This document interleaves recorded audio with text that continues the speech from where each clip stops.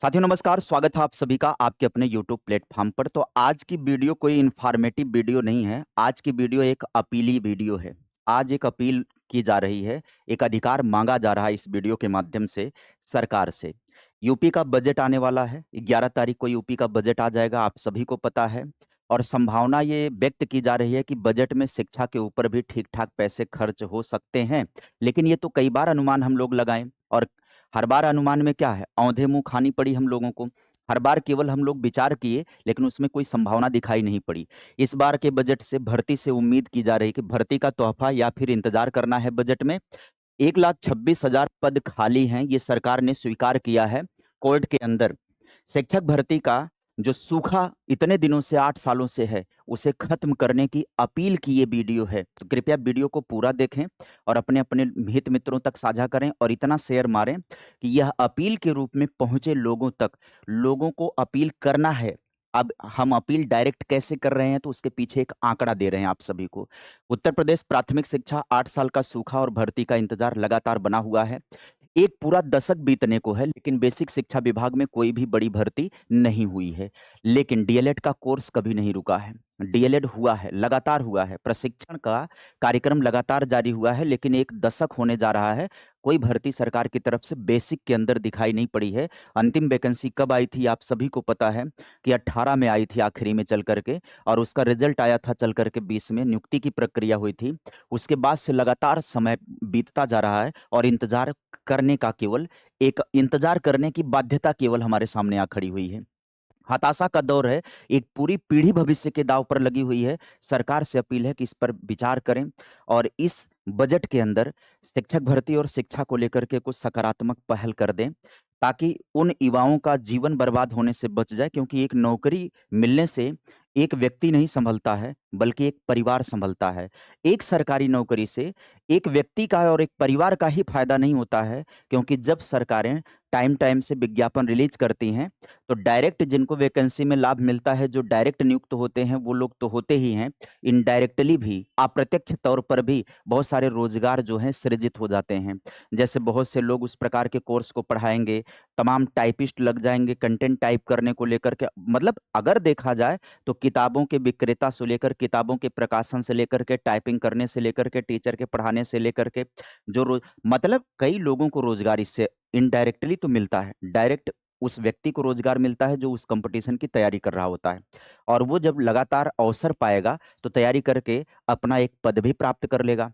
उसके पीछे बहुत सारे रोज़गार होते हैं, सरकार को इस पर विचार करना चाहिए। भर्तियों का सूखा खत्म कर देने से केवल ऐसा नहीं होता है कि कुछ लोगों को उनके रोज़गार से वंचित कर दिया जाता है। एक व्यक्ति रोज़गार पाता है ना, वो रोज़गार पा करके कमाने-धमाने का काम करेगा, अपने जीवन में आगे बढ़ने का काम करेगा। उससे पहले उसके माध्यम से न जाने कितने लोग रोज़गार कर रहे होते हैं, न जाने कितने लोग अपनी आजीविका जी रहे होते हैं।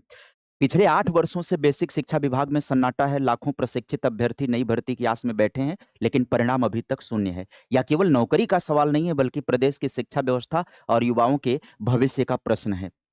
देखिए, कुछ हम चौंकाने वाले आंकड़े आप सभी के समक्ष रख रहे हैं।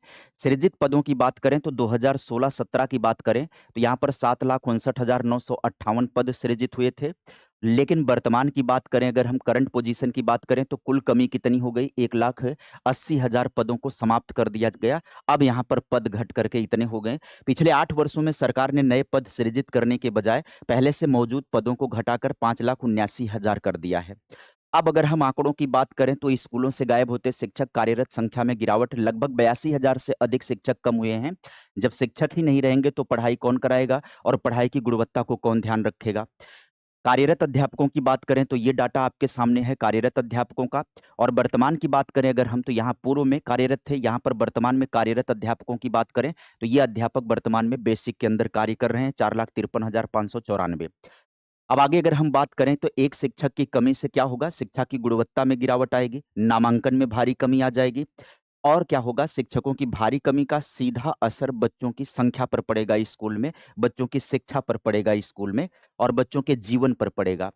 सरकार की अपनी युक्ति की बात करें, अगर सरकार ने क्या स्वीकार किया है, तो विधानसभा सत्र के दौरान नियमित शिक्षकों की संख्या आरटीई एक्ट 2009 के मानकों से कम है, ये बेसिक शिक्षा मंत्री ने स्वीकार किया है। कहाँ पर स्वीकार किया इन्होंने? विधानसभा सत्र के अंतर्गत इन्होंने स्वीकार किया। जब सरकार खुद मान रही है कि मानक पूरे नहीं हैं, तो भर्ती में देरी किस बात की है? ऐसे में अपील है, ये ज्ञान देने वाली बात नहीं है। सरकार को सब कुछ पता है, सिस्टम को सब कुछ पता है। हमारी वीडियो के माध्यम से कतई हम यह हिमाकत नहीं कर रहे हैं कि आपको ज्ञान देने का प्रयत्न कर रहे हैं। हाँ, पढ़े-लिखे होने के कारण, पढ़े-लिखे युवा होने के कारण हम सभी का दायित्व तो बनता है कि अधिकारों की माँग तो करें। अब जब हम अपनी बात रखेंगे तो कुछ न कुछ तो तर्क रखा ही जाएगा, तर्क रखना ही पड़ेगा। अब इसमें बात करें अगर हम, तो नीतिगत विरोधाभास की बात अगर कर लें, एनईपी 2020 क्या कहती है, इसका भी संदर्भ ले लिया जाए थोड़ा। राइट टू एजुकेशन का तो ले लिया गया। एनईपी 2020 का जो पैराग्राफ 5.1 है, शिक्षकों की रिक्तियों को जल्द से जल्द और समयबद्ध तरीके से भरा जाएगा, विशेष रूप से वंचित क्षेत्रों में। चलो, ये तो विशेष रूप से वंचित क्षेत्रों में है, वो अलग है, स्पेशल ज़ोन की बात है, वो अलग है। एक तरफ नई शिक्षा नीति समयबद्ध भर्ती करने की बात करती है, दूसरी तरफ 8 सालों से प्रक्रिया पूरी तरह से क्या है, ठप हो गई है। आरटी एक्ट 2009 छात्र शिक्षक अनुपात की बात करता है, तो उस अनुपात में बात करें तो 30 और 1 का अनुपात होता है। प्राथमिक स्तर पर अनिवार्य अनुपात है ये। अब जब नामांकन गिर रहा है तो पद घटाए जा रहे हैं, तो यह अनुपात केवल कागज़ों पर सही दिख सकता है। क्या हम आंकड़ों की बाजीगरी से गुणवत्तापूर्ण शिक्षा दे सकते हैं? कागज़ों पर आंकड़ों की बाजीगरी तो हो सकती है, लेकिन ज़मीनी हकीकत पर जो गुणवत्ता की बाजीगरी करनी चाहिए शिक्षा की, ताकि हम दुनिया में अपना लोहा मनवा पाएँ शिक्षा के संदर्भ में, जब तक हम मजबूत नहीं होंगे, हम मजबूत नहीं हो सकते हैं, किसी भी सेक्टर में मजबूत नहीं हो सकते हैं। आगे बात कर लें, निपुण भारत एक सपना है। अब देखेंगे कि निपुण भारत का सपना और हकीकत क्या है। निपुण भारत का लक्ष्य है कि हर बच्चा बुनियादी साक्षरता और संख्या ज्ञान सीखे। बिना पर्याप्त शिक्षकों के यह लक्ष्य कैसे पूरा होगा? शिक्षक ही तो शिक्षा की रीढ़ होता है। पर्याप्त शिक्षक जब उपलब्ध नहीं होंगे, तो जाहिर सी बात है जो फाउंडेशनल लिटरेसी होगी लोगों के पास, बच्चों के पास, वो समय पर नहीं आ पाएगी। निपुण प्रदेश बनाने के लिए निपुण शिक्षक की भर्ती करना जरूरी है। सरकार से अपील है कि जितने भी पद हैं, चाहे वो पद जो 51,112 जो सुप्रीम कोर्ट में हलफनामा दर्ज किया गया था, और उसके बाद जितने रिटायरमेंट हो गए हैं उसको लेकर के, सेवानिवृत्त शिक्षकों के जो पद हैं, और नए पद सृजित करके जरूरत के हिसाब से क्या करें, एक विशाल प्राथमिक शिक्षक भर्ती देने की सरकार को पहल करनी चाहिए। इन सबको जोड़ करके एक विज्ञापन देना चाहिए, और इस बजट में इस विज्ञापन को जगह देनी चाहिए, और शिक्षा को जगह देनी चाहिए इस बजट में। बात करेंगे अवसर कब है, 11 फरवरी का बजट है, या बजट केवल आंकड़ों का खेल ना हो जाए, या प्रदेश के लाखों बेरोजगार युवाओं के लिए उम्मीद की किरण होनी चाहिए। बजट भाषण में नई प्राथमिक शिक्षक भर्ती का स्पष्ट ऐलान हो। सरकार से ये अपील करते हैं हम अपनी तरफ से।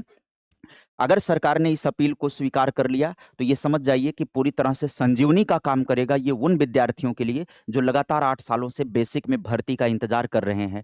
अन्यथा बजट भाषण के बाद ही वो मायूसी का आलम बिखर जाएगा लोगों के बीच। एक उम्मीद बनी हुई है कि 2026 के मिड से जाकर के, जो 2026 के अंत में जाकर के देखने को मिल सकती है वैकेंसी। एक उम्मीद, एक कयास लोग लगा रहे हैं, अनुमान पर जी रहे हैं जीवन।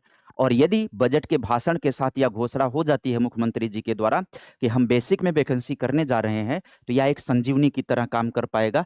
11 फरवरी का बजट केवल आय व्यय का ब्यौरा ना बन जाए, बल्कि प्रदेश की शिक्षा व्यवस्था की संजीवनी बन जाए। प्रदेश का युवा आपकी तरफ देख रहा है मुख्यमंत्री साहब, बेसिक शिक्षा विभाग में जान फूंकने का ये सही समय है, और आपके लिए भी अपनी भावी तैयारियों का भी ये सही समय है।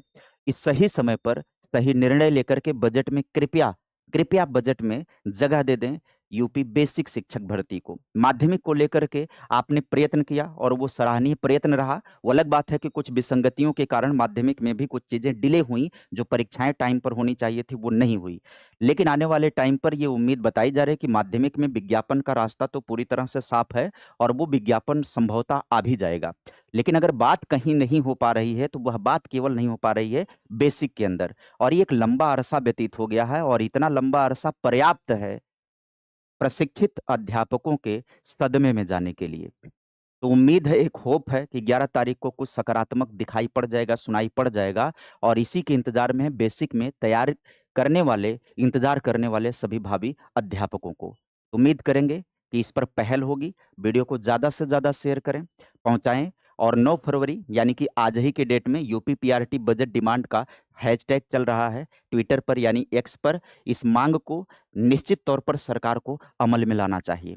साथियों, आज के सेशन में वीडियो में बस बातें इतनी सी, जो भी बातें हैं वो लॉजिकल तार्किक तरीके से हम अपनी डिमांड रख रहे हैं और ये डिमांड सरकार को सुननी चाहिए। सरकार को युवाओं के रोजगार को लेकर के, उनके जीवन को लेकर के संवेदनशील होना चाहिए।